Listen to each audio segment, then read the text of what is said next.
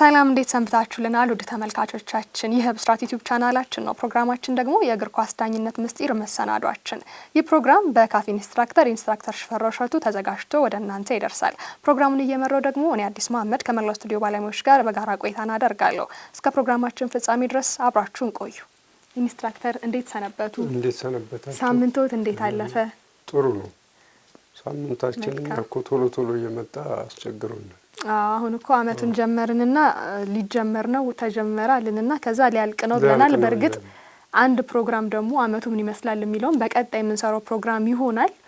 ግን ዳኝነቱ ያለው ነገር እግር ኳሱ የሚያስመለክተን ነገር እጅግ በርካታ ነውና ለኛም ደግሞ ለፕሮግራማችን ግብአት አይደለ? ለአድማጭ ተመልካቾቻችን ግልጽ ያልሆኑ ጉዳዮችን እያነሳን ጨዋታዎች ላይ የምናያቸውን ክስተቶችም እያመጣን ይሄ ከዚህ አንፃር ህጉ ምን ይላል የሚለውን የምንወያይበት ስለ ህግ ደግሞ የምንማማርበት ፕሮግራማችን ነው። ውድ ተመልካቾቻችን አሁንም ያላቸውን ጥያቄ፣ ጥቆማ፣ አስተያየት ቢያደርሱን መልሰን ወደ እነርሱ የምናደርስ ይሆናል። የብስራት ዩቲዩብ ቻናላችን ክፍት ነው። ሰብስክራይብ ያርጉ። እዛም ላይ ጥያቄ መጠየቅ ይችላሉ። ወደ ዛሬው ጉዳይ ብንገባ ጥሩ ነው። ኢንስትራክተር አንድ ጨዋታን በተመለከተና እዛ ላይ ስለተፈጠረ አንድ ክስተት ብናነሳ መልካም ይሆናል። የብራዚል ክለብ ሳንቶስ እንግዲህ አሁን ላይ እንደነ ኔይማር ጁኒየር፣ ሮቢንሆ የመሳሰሉ ተጫዋቾች ይገኙበታል ክለቡና ኔይማርም በልጅነት ባሳለፈበት ክለቡ መልሶ ከሳውዲ ፕሮ ሊግ ወጥቶ ወደ ብራዚል አቅንቶ እየተጫወተ ነው የሚገኘው። አሁን ወቅቱ እጅግ ራሱን የሚያሳይበትና ለዓለም ዋንጫ ለመመረጥ አሁን ካርሎ አንቸሎቲ የብራዚል ብሔራዊ ቡድንን ይዘዋልና እንደስከዛሬው ቶሎ አልተጠራም ወይም ደግሞ የመጨረሻ አሁን በቅርቡ ይጠራሉና እዛ ላይ ለመጠራት የመጨረሻ እድል አለው። አሁን ደግሞ ራሱን የሚያሳይበት ነው። ከሰሞኑ የተመለከትነው ጨዋታ ደግሞ እሱ ራሱን በሚያሳይበት ሁኔታ በሚያሳይበት ወቅት ያለ ምክንያት ወይም ደግሞ ትክክል ባልሆነ መንገድ ተጫዋቹ ተቀይሯል። ትንሽ አስገራሚ የሚሆነው ጉዳይ ተጫዋቹ ጉዳት ይገጥመውና ከሜዳ ወጥቶ ሕክምና እየተደረገለት ባለበት ሰዓት የሳንቶስ ክለብ ተጫዋች በሚቀይርበት ጊዜ አራተኛው ዳኛ ሰብስቲቲዩሽን የሚያሳዩበትን የተጫዋች ቅያሬ የሚያሳዩበትን ቦርድ የኔይማርን ቅያሬ ያደርጉታል። ግን ኔይማር አይደለም መቀየር የነበረበት። ይሄ ጉዳይ እያነጋገረ ነው የሚገኘው። ተጫዋቹም እንዴት ብሎ በጣም በግርምት በንዴት አሰልጣኞቻቸው የሚይዙት የቅያሬ ወረቀት አለ። እሱን ይዞ ወደ ካሜራ ሄዶ እስከ ማሳየትም ደርሶ ነበር በጨዋታው ላይና እኛ እና እንዴት ከህግ ጋር ያገናኘዋል ከተባለ እንዲህ አይነት ክስተቶች ሲፈጠሩ ህጉ እንዴት ይመለከተዋል? ለምሳሌ አራተኛው ዳኛ ስህተት ሰራ ተብሎ ነው ዜናው በስፋት ሲሰራጭ የነበረውና ይሄ ዳኛ የሰራው ስህተት እንዴት ነው የሚታየው? በእርግጥ የጨዋታው መጨረሻ ላይ ሪፖርቶች ይቀርባሉ። ከዛ በኋላ የነበሩ ሁነቶች ይመዘገባሉ። ያንን የምንመለከትበት ነው። እንደው ዳኛው እዚህ ጋር የሰራው ስህተት እስከምን ድረስ ቅጣት ያስተላልፍበት ይሆን? ወይም ደግሞ ሲጀመርስ የዳኛው ስህተት አይደለም ወይ? የአራተኛው ዳኛ ስህተት አይደለም ወይ? ከሆነስ ምን እንጠብቅ? በህጉ አካሄድ እንዴት እንመልከት? እንደዚህ ጥቃቅን የሚመስሉ ግን ደግሞ በጣም የሚጮሁ ሀሳቦች አሉና እሱን ብናነሳ ከህግ ጋር አያይዘን ብንመለከተው መልካም ነው ብዬ ነው ያነሳሁት። ኢንስትራክተር ጥሩ ነው። ምንድነው እዚህ ላይ እንግዲህ በፉትቦል ተዋናዮቹ የየራሳቸው የሆነ ኃላፊነት አለባቸው። ተጫዋች ብትት ስራው መጫወት ነው በቃ፣ ሌላ ነገር ሊሆን አይችልም። ተጫዋች ስሙም ተጫዋች ነው፣ ግብሩ መጫወት ነው በቃ ይሄ ነው። ዳኛውም ዳኛ ነው፣ ስራውም ዳኝነት ነው። በዳኝነት ውስጥ ደግሞ የተለያዩ የስራ ክፍሎች አሉ። እሱም ረዳት ዳኞች አሉ፣ አራተኛ ዳኛ አለ፣ ተጠባባቂ ዳኛ አለ። እነዚህ ደግሞ የቪዲዮ ደግሞ ረዳት ዳኞች አሉ፣ የካሜራው እዛ ውስጥ ያሉ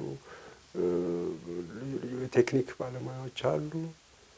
ሁሉም የየራሳቸው ስራና ኃላፊነት አላቸው።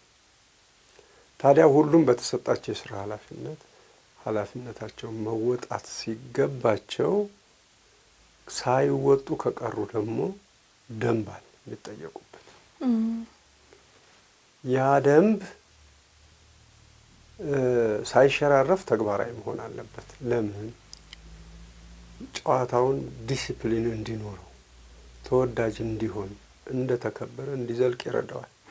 አለዛ ኦፍ ኤንድ ኦን ከሆነ አንዱ ላይ ተግባራዊ አንደኛው ላይ ደግሞ የማይሆን ከሆነ አንደኛው ላይ ሊኒየንት ቸልተኝነት ያጠቃው አይነት ውሳኔ የሚሰጥ ከሆነ ውጤቱ የሚያማራ አይሆንም። እንዳውም ጨዋታው ለኮራፕሽን የተጋለጠ ይሆናል። ማለትም ለልዩ ጥቅማ ጥቅሞች የተጋለጠ ይሆናል። ስለዚህ ሁሉም በተሰጠው ኃላፊነት ስራውን መስራት አለበት ተብሎ ነው የሚገመተው። ሕጉም መንፈሱም ይሄ ነው። አሁን እንደጠየቅሽው ስለ ተጫዋቾች መቀያየር ጉዳይ የሰብስቲቲዩሽን ጉዳይ በሶስተኛው ሕግ ላይ ተቀምጧል። እንዴት መቀየር እንዳለበት አሉ፣ ዝርዝሮች አሉ። እነኛ መሟላታቸው ይረጋገጣል። ክለቦች የራሳቸው ኃላፊነት አለባቸው ስለሚቀየሩ ተጫዋቾች። ክለቦቹ አምነውበት በዛ በአሰልጣኙ ወይም በምክትል አሰልጣኙ ለዚህ አደራ በክለቡ በኩል አደራ ኃላፊነት በተሰጠው ባለሙያ አማካኝነት የሚቀየሩ ተጫዋቾች እነገሌ ናቸው፣ በ8 ቁጥር ምትክ 10 ቁጥር ይቀየራል፣ ደቂቃ በዚህ ሰዓት የሚል ፎርሞች አሉ የሚቀየሩ። ያችን ሞልተው ወስደው ለአራተኛ ዳኛ ይሰጣል። አራተኛ ዳኛ ደግሞ መመዝገብ ያለው ፎርም አለው። እዛ ላይ ይመዘግብና የመለወጫ የመቀየሪያ ቦርዱን ላይ ያሰፍራል። ኤሌክትሮኒክ ነው። እሱም ደግሞ 8 ይወጣል 10 ይገባል ብሏል፣ ወይም 10 ይወጣል 8 ይገባል ብሏል። ይሄንን ካረገ በኋላ ምንድን ነው የሚጠበቀው? ኳስ ከጨዋታ ውጭ እስኪሆን ነው የሚጠበቀው። ፕሮሰሱ አልቋል። ኳስ ከጨዋታ ውጭ ሲሆን ቶሎ ይልና 4 ቁጥር ማነው አራተኛ ዳኛ እንትኑን ያወጣል። ዛሬ እንዳውም በሬዲዮም ስለሆነ የሚቀየር ተጫዋች አለ ብሎ ሊነግረው ይችላል። አራተኛ ዳኛ ተቀያሪ ተጫዋች አለ ብሎ ይነግረዋል። እሱም ኳስ በዚህኛው በኩል ወጣ እንደሆነ ቶሎ ፊቱን ወደዚህኛው አዙሮ ይቀበለዋል ማለት ነው። እነዚህ ሁሉ ተያያዥ የሆኑ ኃላፊነቶች ከተፈጸሙ በኋላ ነው ተጫዋች የሚቀየረው። አሁን አንቺ የምትነግሪኝና የተደረገው ደግሞ የት ላይ ነው ሚስ የተደረገው?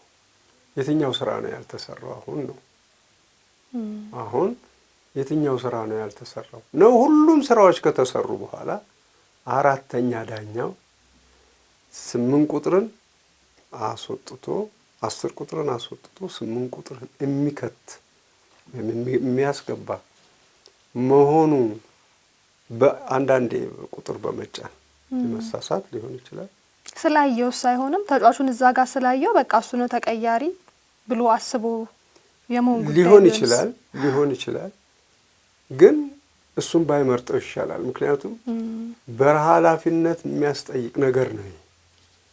አንተ 8ን በ10 በምን ቀየርከው ሲባል ቶሎ ላጥ አድርጎ ያችን ኮቹ የሰጠውን ማስረጃ ማቅረብ አለበት። ይሄው በዚህ መሰረት እኔ ተጫዋቹን ለውጫለሁ ይላል፣ እንዲለወጥ ምልክት አሳይቻለሁ ይላል። ይሄ ፕሮሰስ ማለቅ ያለበት እዛው ነው። ይሄንን እንዴት ነው የት ላይ ነው ሚስ የተደረገው? አሁን ኔይማር ተጎዳ፣ የጉዳቱ መጠን ምን ያህል ነው? ሕክምና እያደረገ ነው። ቼክ ካረጉት በኋላ ይገባል ወይም አይገባም ብለው መወሰን ያለባቸው እነሱ ናቸው። ይሄንንም አላየም ዳኛው፣ አራተኛ ዳኛው። ከምን ተነስቶ ነው ተጫዋች ቅያሬ ብሎ ኔይማርን እንችም ወጥቷል፣ እሱ እየታከመ ነው፣ ወደ ጨዋታም ሊመለስ አይችልም፣ ስለዚህ ወጪ እሱ ነው ብሎ በመገመት የሚወጣ የሚለውን የኔይማርን ቁጥር አርጎ የሚገባ የሚለውን ደግሞ ያዛጠገው የቆመውን ተጫዋች ጽፎ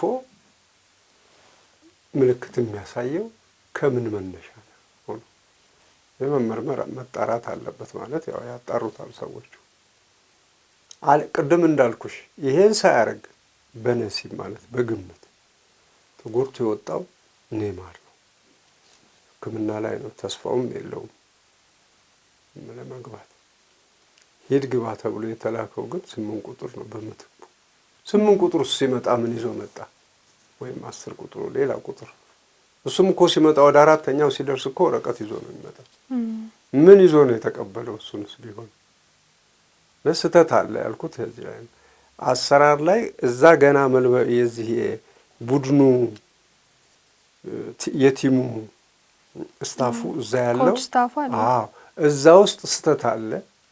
ምን ሊያደርግ መጣ? ያ ከዛ ሊገባ ወደዚህ ወደ ሜዳው የተላከው ተጫዋች በምን ተላከ? ምን ይዞ መጣ? አራተኛ ዳኛውስ እንዴት ተቀብሎ አናገረው? ምንድነው አንተ ተቀያሪ ገቢ ነኝ ወጪው ማን ነው ማለትም አለበት። በሱ ምትክስ ብሎ ሲለው ሊያሳይ የማይችል ነገር እሱ ግን በግምቱ እዚህ እየታከመ የነበረ ይወጣል ስላለ በቃ በዚህ ሊሆን ይችላል ብሎ መቀየር ግን ስህተት ነው። ግን ኢንስትራክተር ስህተቱ የተፈጠረው ኮቺንግ ስታፍ ጋር ከሆነና መጨረሻ ላይ ሪፖርቱ ተጣርቶ የእነሱ ስህተት እንደሆነ ከታመነ እነሱስ ተጠያቂ ይሆናሉ ወይ ነው? ይሄ ስህተት ለመፈጠሩ እንደ አይነት ፋውል ለመከሰቱ ተጠያቂ ይሆናሉ? አዎ ተጠያቂ ይሆናሉ። ተጠያቂም ሆኖ ቅጣት ይተላለፋል። በደንብ እሱን የሚያደርገው ማን ነው? እንግዲህ አሁን በዳኛው በኩል ያለው የሱ ነው የሱ አይደለም። እኛ ባልሰጠነው ወረቀት እገሌ ይለወጥልን ብለን ባላል ነው። በመሰረቱ ይሄ እኮ ድብቅ ስራ አይደለም። እሱ ገና ተነስቶ እንዲህ ሲል ያሉ እኮ እነሱ አይደለም እንዴ? በሁሉም የሚታይ ነው መለወጫው። ኧረ ልክ አይደለም 7 ቁጥር አይደለም የሚለወጠው 10 ቁጥርም አይደለም ብሎ እኮ ተነስቶ ማረም አለባቸው። አላረጉም። ይሄንን አሁን እንደምትነግረኝ አላረጉም። ስለዚህ ተስማምተውበት ነው ብሎ የሚገመት ከሆነ ስምምነታቸውን ፎርሙ በሚጠይቀው መሰረት ማድረግ ሲገባቸው አላረጉም። ስለዚህ አንድ እሱ ስህተት አለ።